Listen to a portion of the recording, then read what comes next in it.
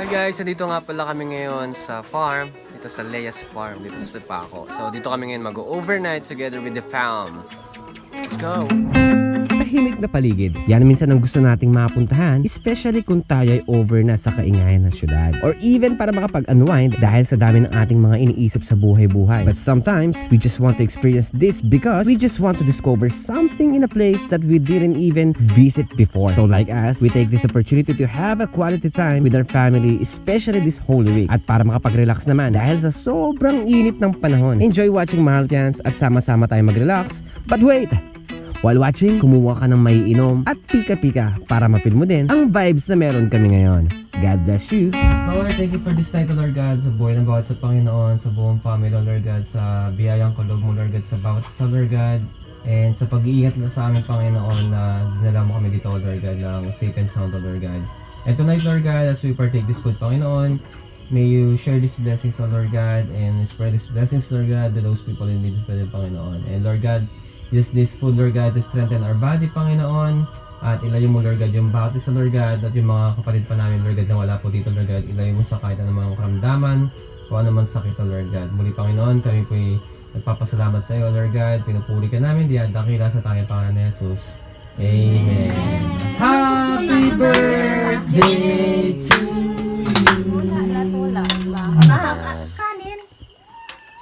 Kanin. Tinolang Chicken. Native. native chicken. At tinolang soy. Shoman. Siopaw. Suman. Madali. 1, 2, 3. Sa gitna. Sa gitna. Yan. Try. Mami mo. Siomay. Suman. Mami mo. Ano yung siomay? Siomay, siopaw, suman. Ano ba siopaw? Paano ba siopaw? Ganyan. Ganun lang ang siopaw. Siopaw. Laki naman siopaw. Ganun, no? Siopaw. Suman. Yan. Suman.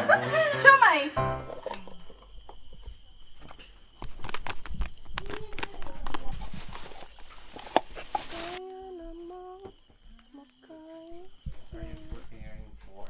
We're preparing hotdog Ha? with mallows. You know, the mallows there. Kuma? Mm. Siyempre mainit eh. Dapat ay medyo ano pa ate, para crunchy nito. Magaw ni Papa. Sabi ko kasi, ito yung red wine to, na white na. Mainit. So yun guys, matulog na ako. Ayan, so dahil medyo madilim dito sa farm, so may hawak lang akong phone. Ayan. So para maliwanagan yung aking sarili. So ayun. So kita-kita tayo ulit bukas guys. Ayan, so dito namin magpahinga. Ayan, so relax muna talaga tayo dito at maaga ang tulog ngayong gabi. Let's go. Good night.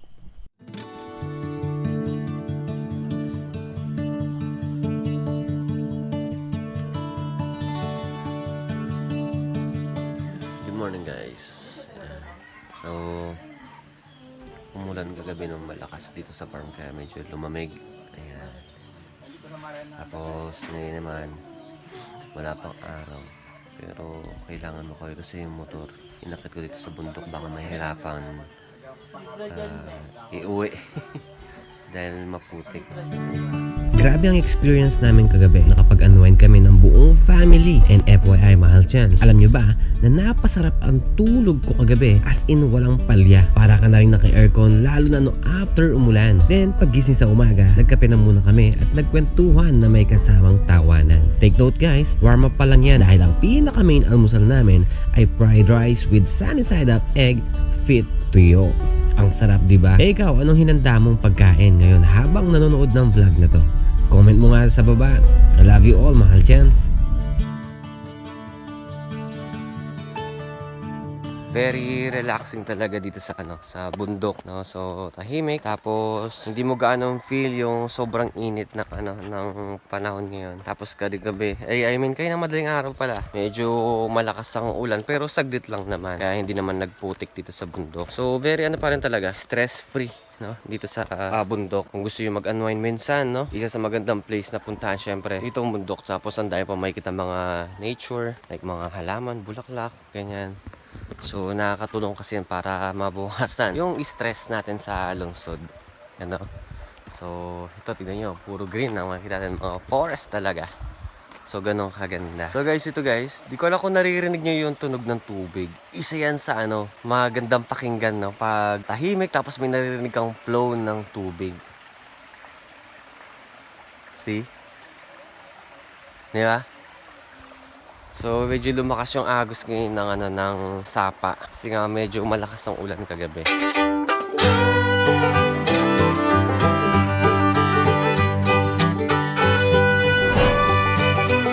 After na mag-almusal, nag-aya si Papa na pumunta sa kabahayan na ang mga kapatid nating mangyan. Pinasyalan namin yung mga kaibigan naming mangyan at nakipagkwentuhan sa kanila. Hindi ko na pala kinuhanan ng video ang pakikipagkwentuhan namin sa ibang mangyan dahil medyo shy type ang ibang mangyan. And of course, we respect them. Ang ganda ng lugar nila dahil inaalagaan nila ito. Kaya I assure you na makakapag-unwind ka talaga sa lugar na ito. Guys, so may whole court dito yung mga kapatid nating mangyan. Improvise yung poste ng court nila, ng ring. Ayan, ito na yung mangyanan guys. So, di ba? Kala nyo mga taga-parag lang mo mag-basketball Mahilig din sa basketball ang mga katutubong mangyan.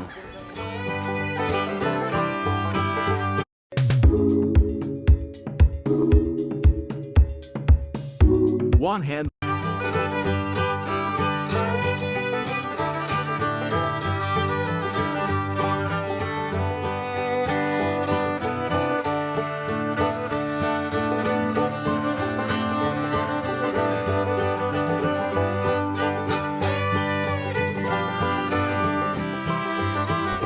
Alright guys, pabalik na kami ngayon.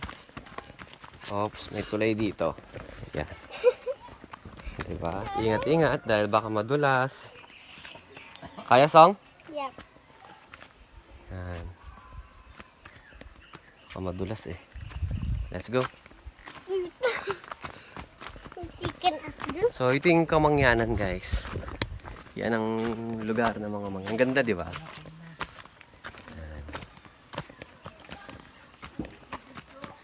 Simple lang ang pamumuhay dito, napakapayak pero masaya. Masaya sila. Yun ang kinaganda. Yan, ang dami pang kabahayan.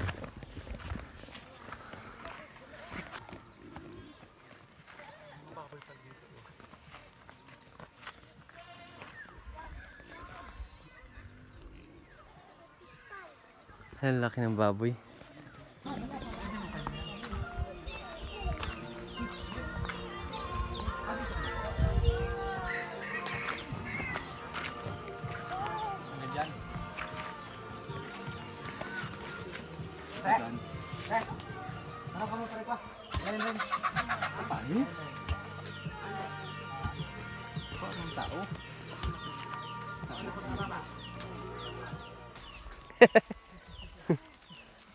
Naiya mo bata.